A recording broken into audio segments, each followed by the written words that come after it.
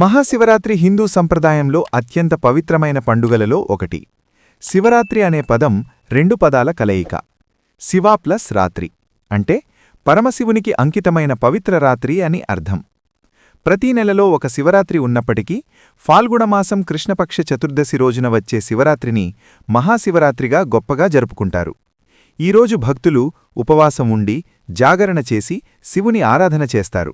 ఇప్పుడు మహాశివరాత్రి ఎందుకు జరుపుకుంటారు? దాని వెనుక ఉన్న పురాణాలు, ఆధ్యాత్మిక అర్థం, ఆచారాలు, శాస్త్రీయ ప్రాముఖ్యత మరియు మన జీవితానికిచ్చే సందేశం గురించి పూర్తి వివరంగా తెలుసుకుందాం. ఓం మహాశివరాత్రి యొక్క పురాణ కథలు. మహాశివరాత్రి జరుపుకోవడానికి అనేక పురాణ కథలు ఉన్నాయి. వాటిలో ముఖ్యమైనవి ఇవి. 1. శివుడు లింగరూపంలో ప్రత్యక్షమైన రోజు. ఒకసారి బ్రహ్మ మరియు విష్ణువుల మధ్య ఎవరు గొప్పవారు అనే వివాదం జరిగింది. అప్పుడు అకస్మాత్తుగా అనంతమైన అగ్నిస్తంభం ప్రత్యక్షమైంది. అది ప్రారంభం, ముగింపులేని దివ్యజ్యోతి. విష్ణువు దాని చివరను కనుగొనడానికి వరాహరూపంలో కిందకు వెళ్లాడు. బ్రహ్మ హంసరూపంలో పైకి వెళ్లాడు. కాని ఎవరికీ ఆ జ్యోతి అంతం కనిపించలేదు. అప్పుడు ఆ అగ్నిస్తంభం నుంచి పరమశివుడు ప్రత్యక్షమై తానే సృష్టికి మూలమని తెలిపాడు. ఆ దివ్యజ్యోతి ప్రత్యక్షమైన రాత్రే మహాశివరాత్రి అని విశ్వసిస్తారు. అందుకే ఈరోజు లింగార్చన ఎంతో ముఖ్యంగా భావిస్తారు. 2. శివపార్వతుల వివాహం. మరొక పురాణకథ ప్రకారం మహాశివరాత్రి రోజునే పార్వతీదేవి కఠిన తపస్సు చేసి శివుణ్ణి వరంగా పొందింది. ఆ రోజు శివపార్వతుల వివాహం జరిగింది. ఈ కారణంగా వివాహం కావాలనుకునే యువతులు ఈరోజు ఉపవాసం ఉండి శివుణ్ణి ప్రార్థిస్తారు. కుటుంబ సుఖశాంతి కోసం కూడా ఈ పండుగను ప్రత్యేకంగా జరుపుకుంటారు. 3. సముద్రమథనం మరియు హాలాహల విషం. దేవతలు మరియు అసురులు సముద్రాన్ని మధించినప్పుడు మొదటిగా భయంకరమైన హాలాహల విషం బయటకు వచ్చింది. అది ప్రపంచాన్ని నాశనం చేసే స్థాయిలో ఉండేది. అప్పుడు శివుడు ప్రపంచాన్ని రక్షించడానికి ఆ విషాన్ని తాగాడు. పార్వతీదేవి ఆయన గొంతును పట్టుకోవడంతో విషం గొంతులోనే నిలిచిపోయింది. అందుకే శివుణ్ణి నీలకంఠుడు అని పిలుస్తారు.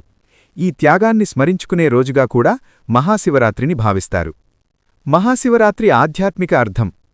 మహాశివరాత్రి కేవలం పండుగ మాత్రమే కాదు, అది మన అంతరంగాన్ని శుద్ధి చేసుకునే ఒక ఆధ్యాత్మిక అవకాశం. 1. అజ్ఞానం మీద జ్ఞానం విజయం.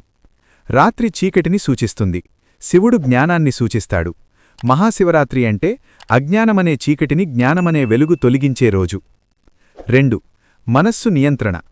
శివుడు ధ్యానమూర్తి, ఆయన నిశ్చలత్వం మనకు మనస్సును నియంత్రించడం నేర్పుతుంది. 3.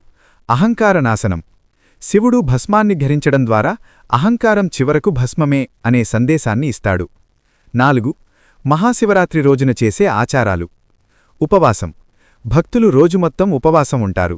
ఇది శరీరశుద్ధి మాత్రమే కాదు, మనస్సు నియంత్రణకు కూడా సహాయం చేస్తుంది. 2. జాగరణ. రాత్రంతా నిద్రపోకుండా శివనామస్మరణ చేస్తారు. ఇది ఆధ్యాత్మిక చైతన్యాన్ని పెంచుతుంది. 3. అభిషేకం. శివలింగానికి పాలు, నీరు, తేనె, పెలుగు, గంగాజలం వంటి వాటితో అభిషేకం చేస్తారు. అభిషేకంలో ఉపయోగించే పదార్థాల అర్థం.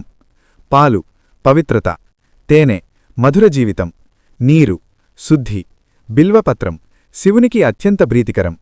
ఓం నమఃశివాయ జపం. ఈ మంత్రం పంచాక్షరి మంత్రం. దీనిని జపించడం ద్వారా మనస్సు ప్రశాంతంగా మారుతుంది. శాస్త్రీయ ప్రాముఖ్యత. మహాశివరాత్రి ఆధ్యాత్మికంగా మాత్రమే కాదు, శాస్త్రీయంగా కూడా ముఖ్యమైనది. ఈరోజు గ్రహాల స్థానాలు మన శరీర శక్తిని పైకి లేపే విధంగా ఉంటాయని యోగశాస్త్రం చెబుతోంది.